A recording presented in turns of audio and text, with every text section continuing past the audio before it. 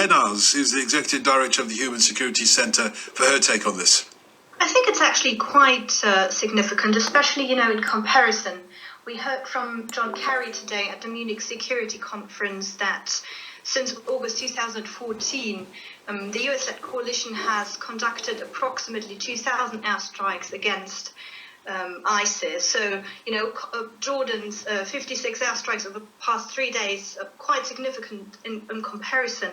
And I think what's also significant about Jordan's airstrikes is the fact they have concentrated very much on the Syrian town of Raqqa. Raqqa is also known as ISIS's capital, if you like. And a problem with the US-led coalition strategy so far has been that too much focus has been placed on Iraq and not in Syria, because it's one problem, it's one conflict. You cannot separate from one from the other.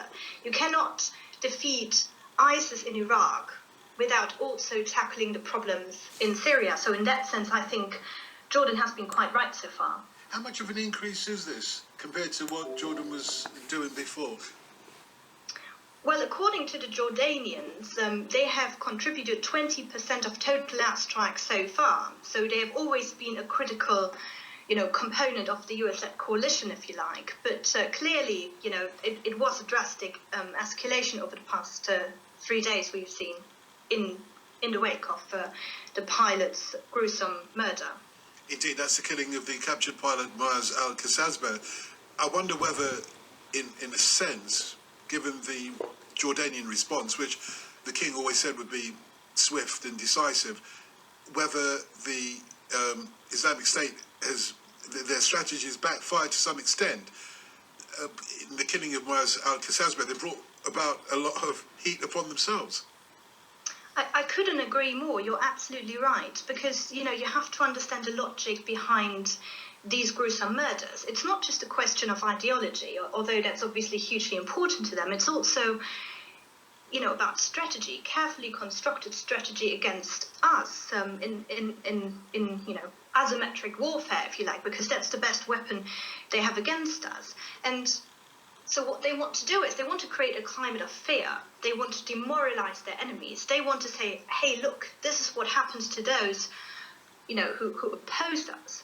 And to be fair to ISIS, I mean, many times in the past it has worked. If you look, for instance, at the United Arab Emirates, they dropped out of the international coalition after the pilot was captured. But this time round, it has badly backfired. The other day we saw one of the largest demonstrations in recent Jordanian history against ISIS. Queen Rania has declared it a war not just against Jordan, but the entire Muslim world.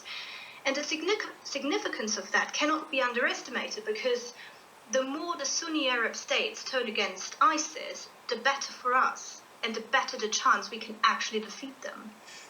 Although we understand why the ISIS strategy in capturing and indeed murdering some of its hostages, we don't understand what the purpose of these airstrikes are entirely. The Air Force, the Jordanian Air Force Chief, General Mansour al-Jabbour, said that the strikes have achieved what they aimed at. What is that aim? What ultimately is the aim of these strikes? Well, I would argue actually that airstrikes alone are not enough. I mean, they are obviously an important component in degrading ISIS's capabilities and all of that. But it's also, what the Defense Committee's report criticized the other day, that so far our response has been strikingly modest. We need to do much more than just, striking than just tackling ISIS from the air. We need to work with our partners on the ground, above all else the Kurds. We need to aggressively rebuild the Iraqi army, because they are a key component, in capturing territory that is currently under ISIS control. We would probably need to send in special forces to help our partners on the ground. So there is much more we need to do. So in that sense, the Jordanian general is right that, the airstrikes were successful in the sense that they destroyed capabilities of ISIS. But we have to be absolutely clear here. What we're currently seeing is a strategy of containment, not a strategy of elimination. If we are serious about eliminating ISIS, we need to do much more. Julie Lennars of the Human Security Centre.